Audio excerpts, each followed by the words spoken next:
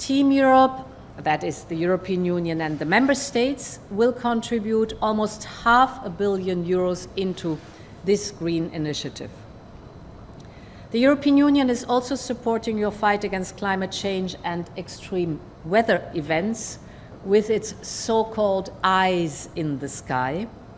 This is the Copernicus satellites. We're currently setting up a so-called Copernicus data mirror site within the Philippines Space Agency. And we have just signed an agreement to boost the flow on Earth observation data between us. This is very important for early warning, for example, for extreme weather phenomena and to improve the climate resilience. This is a first in space cooperation in Asia. My third point is on turning the Philippines into a digital hub in the region. Global Gateway will also play a crucial role here, and European companies are ready to come and invest in the Philippines.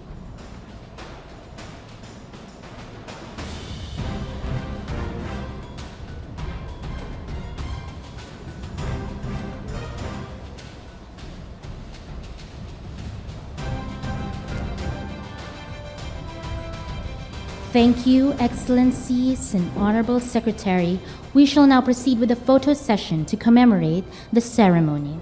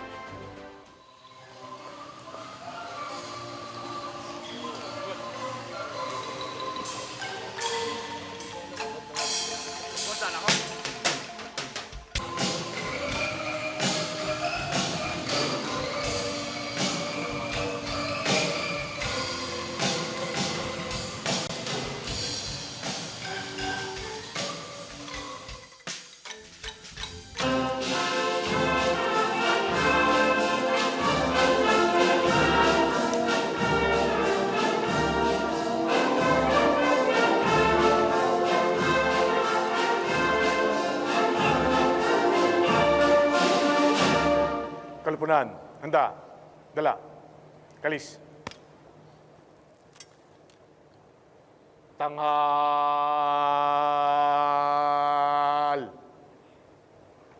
Ta! Kalipunan, mga pinunat kawal, tanghal.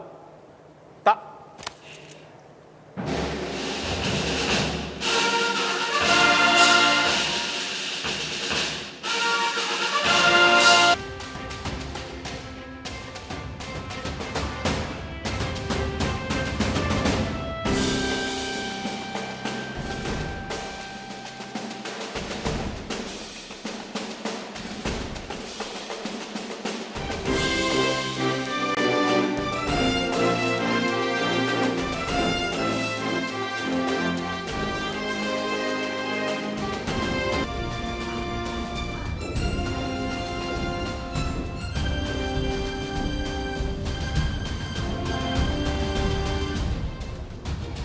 Excellencies, honorable members of the Philippine and European Commission delegations, distinguished guests, ladies and gentlemen. Today, we shall witness the signing of the joint declaration between the Government of the Republic of the Philippines and the European Union on the Green Economy Program in the Philippines by the Honorable Maria Antonia Yulo Loizaga, Secretary of Environment and Natural Resources of the Republic of the Philippines, and His Excellency Luc Veron, Ambassador and Head of the European Union Delegation to the Republic of the Philippines.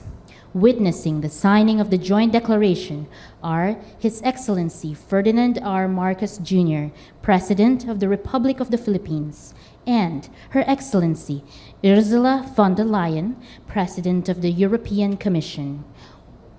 We would like to acknowledge the presence of the following Philippine cabinet officials: Honorable Enrique Manalo, Secretary for Foreign Affairs; Honorable Retired Chief Justice Lucas P. Bersamin, Executive Secretary; Honorable Alfredo Pascual, Secretary of Trade and Industry; Honorable Benjamin Jokno, Secretary of Finance; Honorable Jaime Bautista, Secretary of Transportation; Honorable Ivan John Uy, Secretary of Information and Communications Technology; Honorable Arsenio Balisacan, Secretary of the National Economic and Development Authority; Honorable Secretary Antonio Ernesto F. Lagdamio Jr., Special Assistant to the President; Honorable Secretary Cheloy Velicaria Garafil of the Presidential Communications Office. We also wish to acknowledge the presence of European Commission officials, namely Mr. Bjorn Seibert, Head of Cabinet of the President of the European Commission, Mr. Eric Mammer, Chief Spokesperson of the European Commission, and Ms. Martina Ladrant, Policy Coordinator for External Relations of the Cabinet of the President of the European Commission. At this point, may we now request Secretary Loizaga and Ambassador Veron to sign the joint declaration between the Government of the Republic of the Philippines and the European Union on the Green Economy Program in the Philippines. You may now be seated, ladies and gentlemen.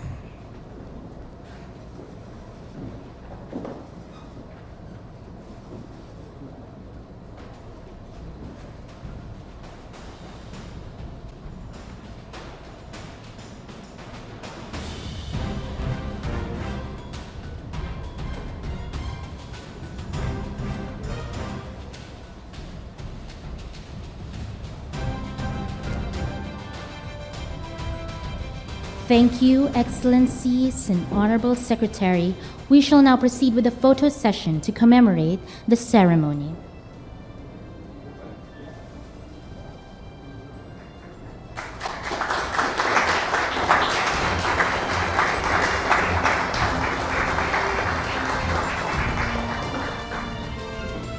Thank you once again, Excellencies and Honorable Secretary. This brings the signing ceremony to a close. May we request everyone to remain in their seats while we take a short break before proceeding to the next part of the program. Thank you once again. Your Excellency, the European Commission President Ursula von der Leyen, the honored members of the European Commission and Philippine delegations, members of the Malacanang Press Corps, ladies and gentlemen, good morning. Madame von der Leyen and I concluded a successful and productive bilateral meeting. This is the first visit to the country by the President of the European Commission. But during our meeting, we discussed economic relations with particular focus on revitalizing trade between our two regions. I welcome the conduct this year of the scoping exercises between the European Commission and the Philippines towards negotiations for a Philippines-EU free trade agreement. The Philippine government experts will work with the European Commission in achieving a bilateral FTA. On development cooperation, we committed to conclude a financing agreement on the Green Economy Program in the Philippines, a grant worth 60 million euros, which aims to support the Philippines in areas such as circular economy, renewable energy, and climate change mitigation. I likewise acknowledge the EU's staunch support for the Bangsamoro peace process, as well as the development of the country in areas such as rule of law, injustice, agriculture, space cooperation, and disaster management. I also thank the European Commission for their decision to extend the recognition of the STCW certificates issued by the Philippines, as this has a positive impact on the employment of more than 50,000 Filipino seafarers working on board EU-flagged vessels. As I mentioned to Madam President von der Leyen, The Philippines and the EU are like-minded partners through our shared values of democracy, sustainable and inclusive prosperity, the rule of law, peace and stability, and human rights. The continued exchanges between Her Excellency and myself, which started in Brussels last year, is a testament to our joint desire to bring our bilateral relationship to greater heights. Let this be a new beginning for the strengthening and the deepening of all our ties with the EU and the Philippines. Thank you.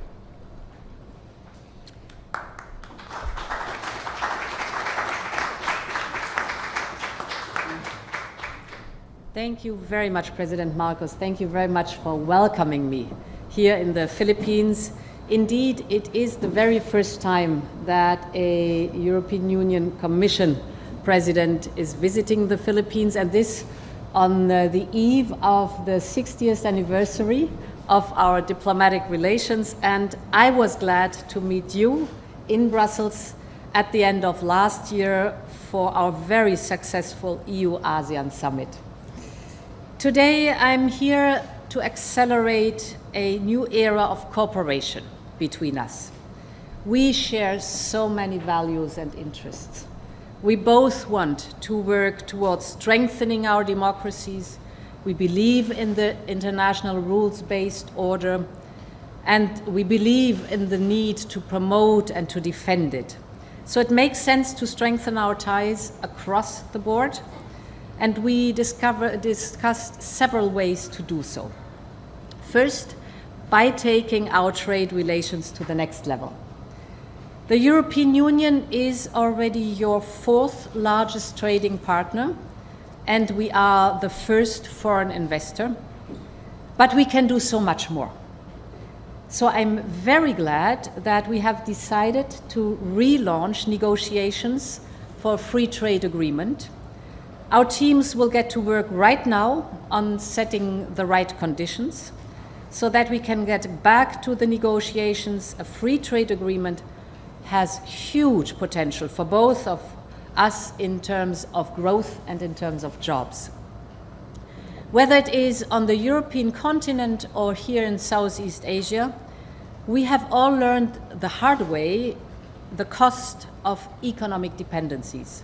We need to diversify our supply lines and make them resilient. And this is a lesson we have learned, and that is what we call de-risking our trade relations. An FTA is the basis for that, but it's also much more. An FTA can be a springboard for a new technology cooperation to modernize the broader economy. Second element we discussed is the fight against climate change. I welcome your ambition to put the Philippines on the path to a cleaner and greener future. We have the same ambition. Therefore, we created in the European Union Global Gateway. Global Gateway is the EU's investment plan for the world for sustainable infrastructure. We want to partner with you on this path, notably with the Team Europe initiative on the green economy that we just signed here.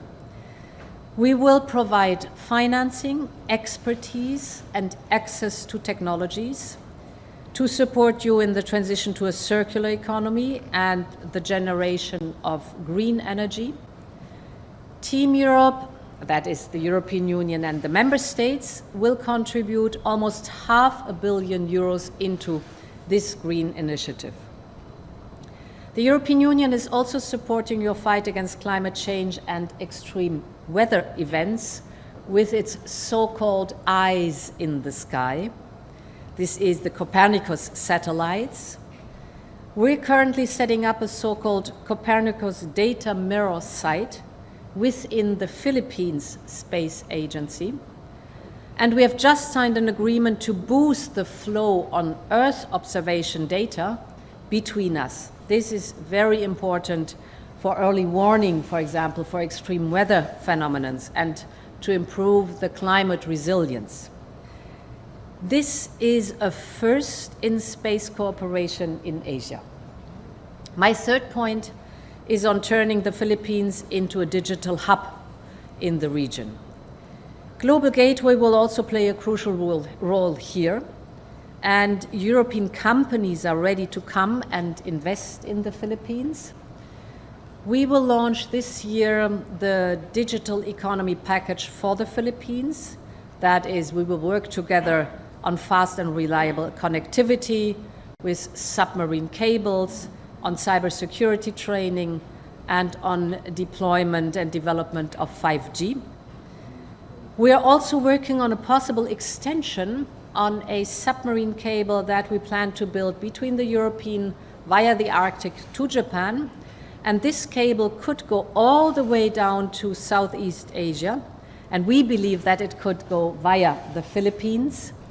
That would give you a strategic position on an infrastructure that could be instrumental both for your prosperity and national security. We will stay in close contact on this. My fourth point is on critical raw materials. We need them for our clean and digital future. Here too, the Philippines have a great potential, and we want to work in partnership with you. So let us start by identifying projects that we would develop your local mining industry, supporting your communities, and that contributes to a secure global supply of critical raw materials. Our existing partnerships on critical raw materials do not only invest in extraction, but across the whole value chain. We share technology and knowledge, we train the local workforce, and we empower local communities. And of course, we abide by the highest environmental standards. My final point is on cooperating on security. The global geopolitical landscape is changing. It is volatile, it is more threatening. Authoritarian leaders show that they are willing to act on their threats. Russia's war of aggression against Ukraine shakes the foundation of the international order. It is in violation of the UN Charter and the fundamental principles of international law, such as territorial integrity and sovereignty. And this is why Europe supports Ukraine's brave fight against the aggressor, because the illegal use of force cannot be tolerated, not in Ukraine, not in the Indo-Pacific. Security in Europe and security in the Indo-Pacific is indivisible. Challenges to the rules-based order in our interconnected world affect all of us. Our societies pay through higher energy bills, through higher food costs. This is why we are concerned about the rising tensions in the Indo-Pacific. The European Union has been very supportive of a free and open Indo-Pacific, because an Indo-Pacific free of the threats of coercion is key to all our stability, to our peace, and to the prosperity of our people. The European Union underlines that the 2016 award of the Arbitral Tribunal on the South China Sea is legally binding, and that it provides the basis for peaceful resolving disputes between the parties. We are ready to strengthen the cooperation with the Philippines on maritime security in the region by sharing information, conducting threat assessment, and building the capacity of your National Coast Watch Center and your Coast Guard. To conclude, we have a broad roadmap to bring our partnership to the next level. Let's use the great momentum we have in our relationship, and many thanks for hosting me here. Thank you.